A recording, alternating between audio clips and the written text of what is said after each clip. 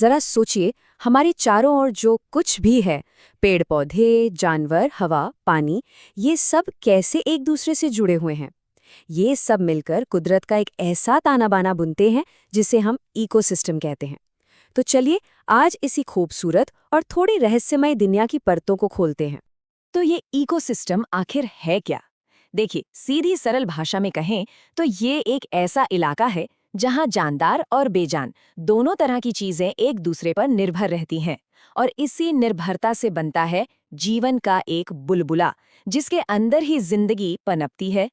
पर सवाल ये है कि ये जीवन का बुलबुला असल में काम कैसे करता है। इसके अलग अलग हिस्से एक दूसरे से किस तरह जुड़े हुए हैं। चलिए इसी पहेली को थोड़ा और सुलझाते हैं। देखिए, किसी भी इकोसिस्टम के दो मेन हिस्से होते हैं। पहला है बायोटिक, मतलब सारी जिंदा चीजें, जैसे हम, आप, पेड़ पौधे, जानवर।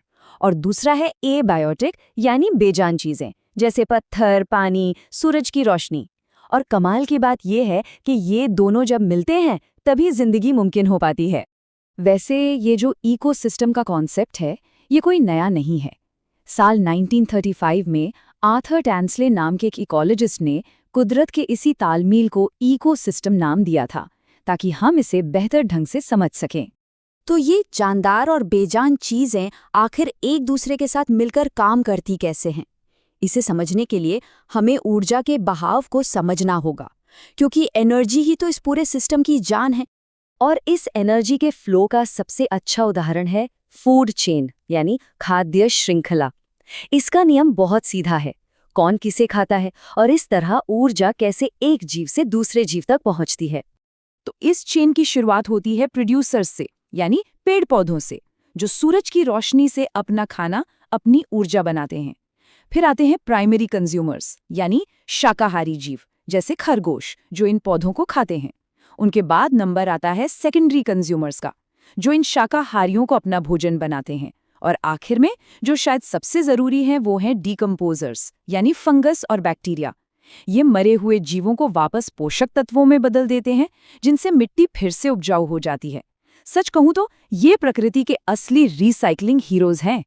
तो अब जब हम ये समझ गए हैं कि ये सिस्टम काम कैसे करता है, तो चलिए दुनिया के कुछ कमाल के इकोसिस्टम्स की एक छोटी सी सैर पर निकलते हैं, पानी की गहराइयों से लेकर जमीन की ऊंचाइयों तक।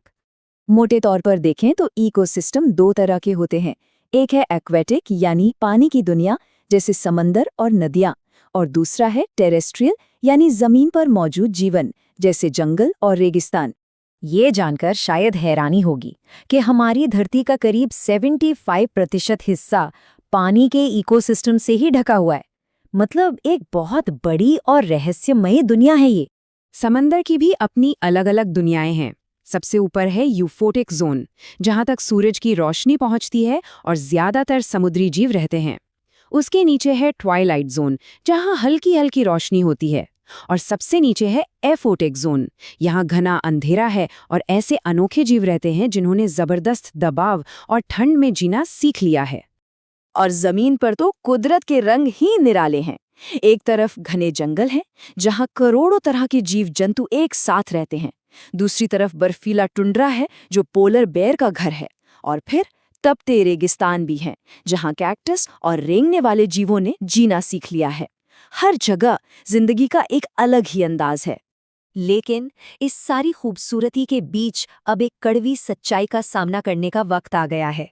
सच तो ये है कि हमने अपनी तरक्की की दौड़ में इसी जीवन के बुलबुले को बहुत बड़ा खतरा पहुंचाया है। ये सिर्फ एक लाइन नहीं है, बल्कि आज की वो हकीकत है जो चुभती है। जिस कुदरत ने हमें पाला पोसा, आज हम उसी की जड़ों को कमजोर कर रहे हैं। और इसका असर हमारी आंखों के सामने है। IUCN की रिपोर्ट बताती है कि आज 44,000 से भी ज्यादा प्रजातियां हमेशा के लिए खत्म होने की कगार पर खड़ी हैं। ये एक बहुत बड़ी खतरे की घंटी है, जिसे अब और नजरअंदाज नहीं किया जा सकता। और ये खतरा हर तरफ है। जरा सोचिए, हर 10 में से 4 मेंढक जैसी प्रजातियां, लगभग उतनी ही शार्क और रे मछलियां, और हर 4 में से 1 मैमल प्रजाति हमेशा के लिए गायब हो सकती है। ऐसा हो क्यों रहा है? इसकी एक बहुत बड़ी वजह है जंगलों का कटना और प्रदूषण, जिससे हवा में कार्बन डाइऑक्साइड बढ़ रही है। 1950 में जो स्तर 300 ppm के आसपास था, वो आज 400 ppm के पार पहुंच चुका है। ये पिछले 4 लाख सालों में सबसे ज्यादा है। और ये मत सोचिए कि इसका असर कहीं दूर हो रहा है, ये हमारे जीवन पर सीधा असर डाल रहा है। भारत के ये आंकड़े देखें, 1998 से 2021 के बीच वायु प्रदूषण 67% से ज्यादा बढ़ गया। नतीजा, हमारी औसत उम्र में 2.5 साल की कमी आ गई है। ये सिर्फ आंकड़े नहीं है, ये हमारे भविष्य पर एक बहुत बड़ा सवालिया निशान है। तो अब सवाल ये उठता है कि हम क्या करें? क्या हम बस हाथ पर हाथ धरे बैठे रहें और इस जीवन के बुलबुले को टूटने दें, या इस संतुलन को बचाने में हमारी भी कोई भूमिका है? एक बात हमें अच्छी तरह समझनी होगी, ये कोई 1-2 दिन या साल का काम नहीं है। प्रकृति को जो नुकसान पहुंचा है, उसे भरने में दशकों लग सकते हैं।